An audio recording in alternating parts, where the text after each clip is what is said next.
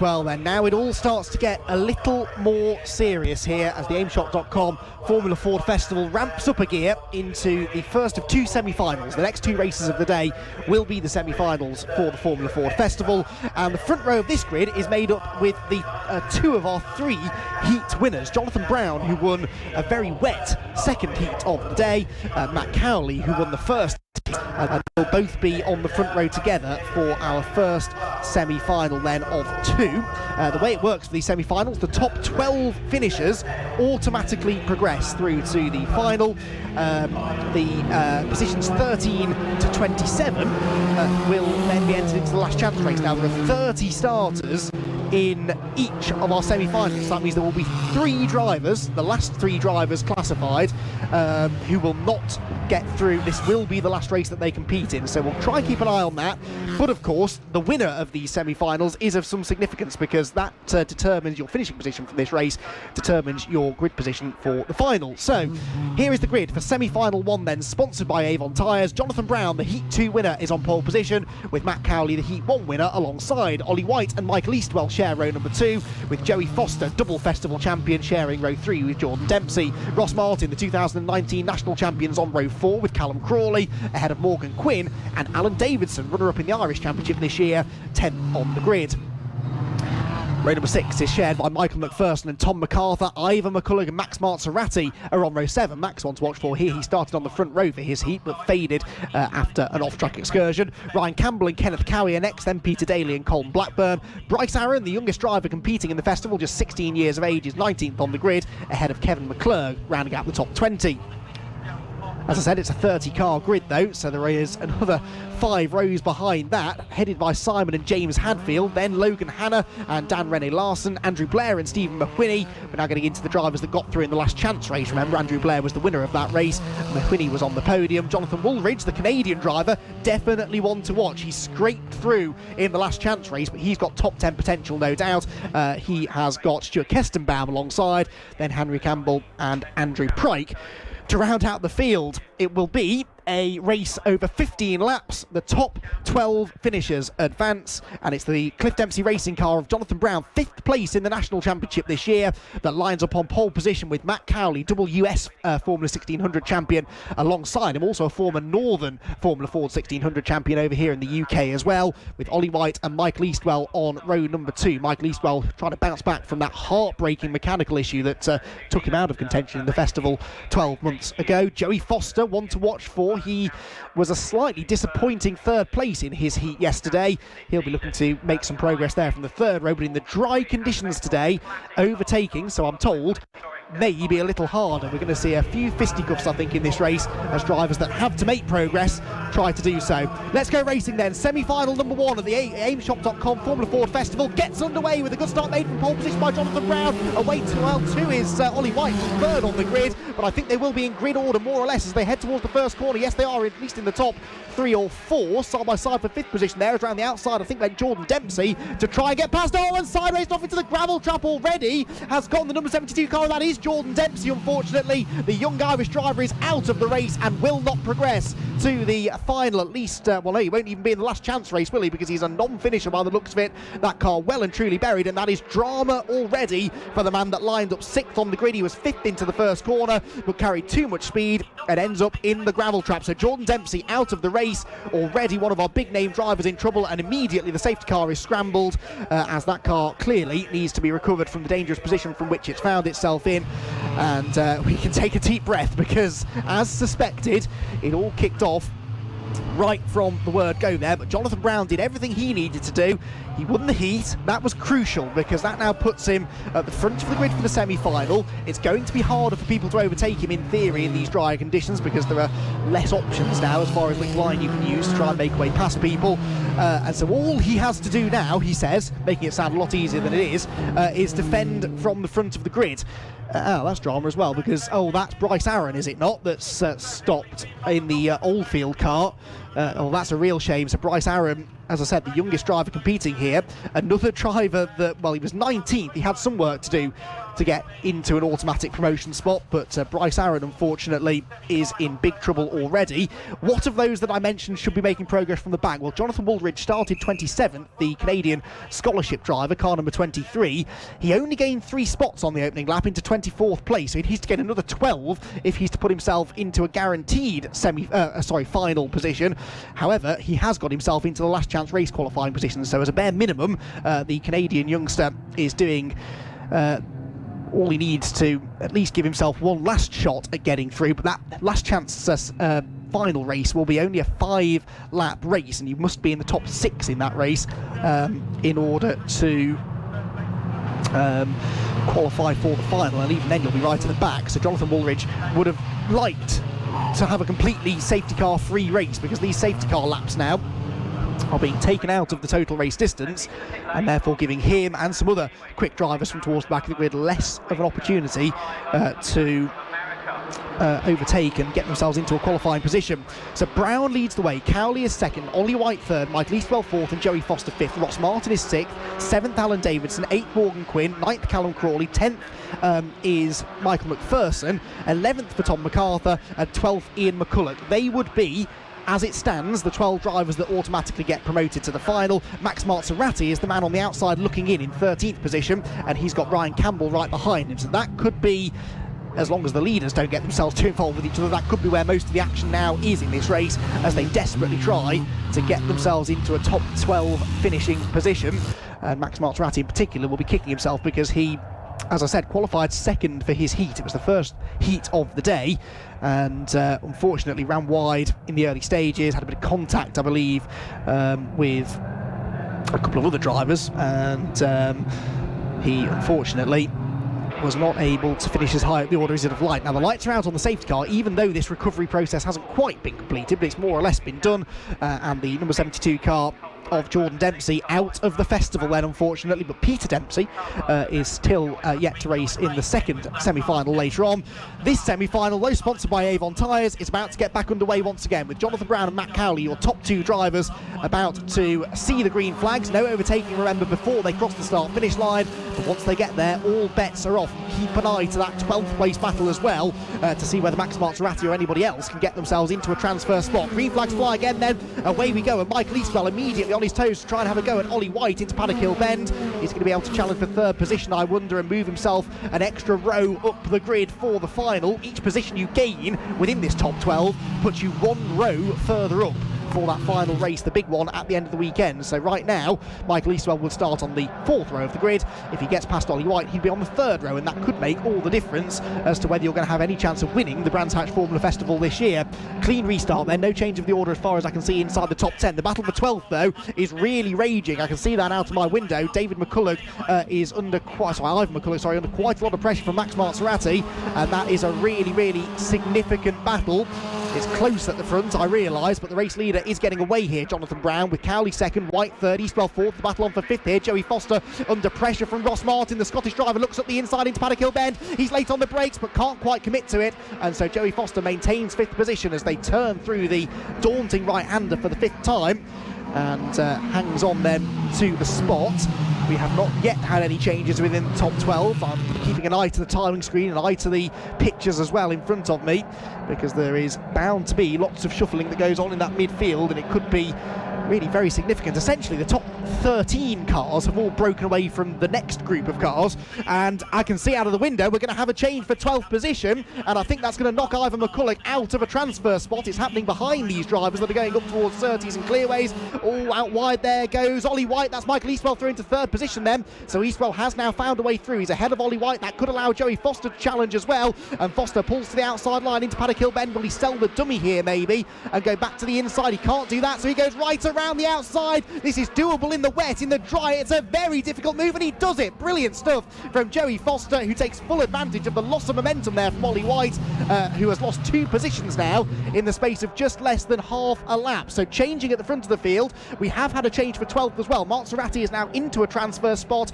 Ivan McCulloch, though, is out of it. He was the 3rd place man in the Irish Formula 4 Championship this year, but sadly he's just dropped down into 13th position, about halfway round the previous first lap. We didn't see it on the screens, but it was a good exit from Graham Hill Bend that allowed Maserati through, and we'll now wait to see whether or not the Irish driver McCulloch can fight back. It's all starting to bunch together here though, isn't it? Behind Matt Cowley, you've got Cowley, Eastwell, Foster, White, and then Ross Martin, and here comes Eastwell looking to the inside of Matt Cowley, but Eastwell, who's only done a part season of Formula Ford racing this year, but he's won one race at every meeting he's entered in the second half of 2019. Now though, he's got Joey Foster, the master of overtaking around the outside, trying to get around the outside of both of them. He gets himself a ticket to the inside line down into Graham Hill Bend. Don't bang wheels, this is very, very close indeed, but Joey Foster has got the inside line. He can't finish the move though, and he's now slow off the corner. Ollie White gets a chance to get back up the inside of him, which he does, and can Ollie White prize his way back through? They almost make contact, but no, Joey Foster just about fends him off, and actually, despite all of that excitement, the positions stay exactly as they were, but Joey Foster, we know, is not afraid to go where others aren't. If everyone else goes to the inside, you can be absolutely certain that he will go to the outside line, carry as much speed through the corner as he can. We saw him do it at Silverstone earlier this season when he came right from the back of the grid to win a round of the National Championship, again, despite having not competed in a full year in that series. And Joey Foster already in this race has proven how to overtake around Brands Hatch Indy Circuit on more than one occasion, but he wasn't quite able to complete that pass on Michael Eastwell, who now will be even more keen to get past Matt Cowley and try and get into some clean air. Jonathan Brown, by the way, is 2.4 seconds clear of this lot. He's doing exactly what he did in his heat yesterday, which is to start from pole position, get his head down and leave everybody else to fight for second position. Cowley, bit of a twitch on the brakes there into Clearway's corner. Eastwell, sensing blood in the water maybe, gets himself in the slipstream through Clark Curve, and they head towards Paddock Hill Bend once again. Then we're into the second half of the race now. 8 laps completed of the 15 in this first semi-final, sponsored by Avon Tyres. All of these cars, of course, running on identical Avon tyres. I mean, there's no advantage to be gained there from what rubber you're running on. And Avon Tyres, a very grateful sponsor in this race. We've had another change further back, which means that Max Maserati is now into 11th, so he's a bit further out of the danger zone. Tom MacArthur, though, is now the man on the bubble with Ivan McCulloch, only 4/10 of a second behind him at the start of the lap. So I think he may have dropped back actually over the first part of this lap potentially, but Tom MacArthur, another the reigning Northern champion, losing a position down into 12th position overall. All starting to stack up again behind Cowley. Foster has caught Eastwell. He's bringing with him Ollie White and Ross Martin, and 5 cars make their way out of Clearways and Clark Curve with Michael Eastwell forced to go to the outside line. This might not work though, because this will give Joey Foster a chance to go to the inside into Paddock Hill Bend and try and challenge for third place, which he does, and Joey Foster has his car on the inside line. He'll have the inside for Druids as well, and Michael Eastwell is in real danger of losing more than one place here. Up into the braking zone they go into Druids corner. Eastwell sends it in on the brakes. There's contact between the two of them. Foster eases Eastwell out wide, and Ollie White gets alongside too. Foster into third position. Eastwell has to try and fend off Ollie White if he can. He does more than that, goes up the inside of Foster and reclaims third position. How on earth did he get the car stopped into Graham Hill Bend? And actually it's now Ollie White that loses out, because Ross Martin gets up the inside and takes 5th position away from him. Did you keep up with all of that? There was lots going on, wasn't there, in the previous half a lap or so? But in the end, Matt Cowley's been able to buy himself about a second's worth of clear air now between himself and Michael Eastwell, and it's Joey Foster that is the man now having to go on the defence, because once more, Ross Martin pulls to the outside going into Paddock Hill Bend. We've got 5 laps still to go, and these positions are well worth fighting for. They're all in transfer spots, but they know that if you're not in the top 2 or 3 rows on the grid for the final, your chances of winning that final are made an awful lot more difficult, especially if the conditions stay as they are now, which I believe they're set to do so for the rest of the afternoon. Brilliant racing here though. Ross Martin starting to come on quite strong in the second half of the race, has a little look to the inside of Joey Foster into Graham Hill Bend, but Joey good on the brakes, as we know. They're bringing more now into play, aren't they? Alan Davidson and Callum Crawley joining in, and Davidson has a look at the inside of Ollie White, who is fading all of a sudden. Ollie White seems to have some sort of an issue maybe developing in the car. He's fended Davidson off for now, but does seem to have lost a bit of pace. In fact, I think Crawley's got past Davidson as well. Foster, though, about to lose a place to Ross Martin, who this time has got to the inside line across the start-finish line and had most of his car ahead by the time they reached the timing beam. He's completed the manoeuvre by the time they hit the brakes into Paddock Hill Bend. So Ross Martin goes 4th, Foster down to 5th position. And the timing screen disagrees with me when it says that Crawley was ahead of Davidson, but I'm pretty certain that he is. So We'll get that confirmed if we can, but more and more cars are now joining the queue. Morgan Quinn, Michael McPherson, Max Marzarati, Tom MacArthur. The top 12, though, are fairly secure now. MacArthur's got himself 2.5 seconds of cushion over Ivan McCulloch, so unless there are any dramas for any of these cars in shot right now, and let's face it, that is possible, these should be drivers that all get themselves through to the final based on their performance from this race. The others will have to rely upon the last chance race later on this afternoon. So there is number 79. So yeah, that is Callum Crawley, definitely ahead of Alan Davidson, and now Max Marzarati under pressure from, or is he gaining a place?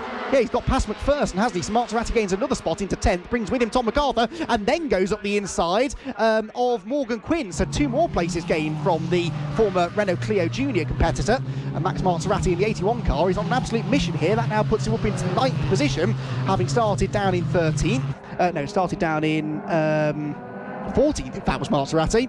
Morgan Quinn now falling backwards. They see these drivers, they don't really need to be doing this, because if they continue to delay each other, Ivan McCulloch will catch them again. And this is the bubble, remember. The last car in that queue, the blue and white car of Michael McPherson, is the man in 12th place at the moment. So Michael McPherson would really rather everyone just settle down into a rhythm and allowed him to continue pulling away from Ivan McCulloch. But I reckon McCulloch is lapping a little bit quicker than them at the moment. More side-by-side action. Alan Davidson now goes up the inside of Callum Crawley, I think that is, isn't it? Into the first corner. Yeah, that's for 6th position now for Alan Davidson, but on the exit, Crawley ends up in the gravel trap. Needs to try and close the door as well before Ollie White gets back up the inside, but White has really fallen down the order. Marzarati goes to the outside of Ollie White now as well through Druids, but that one doesn't quite work out.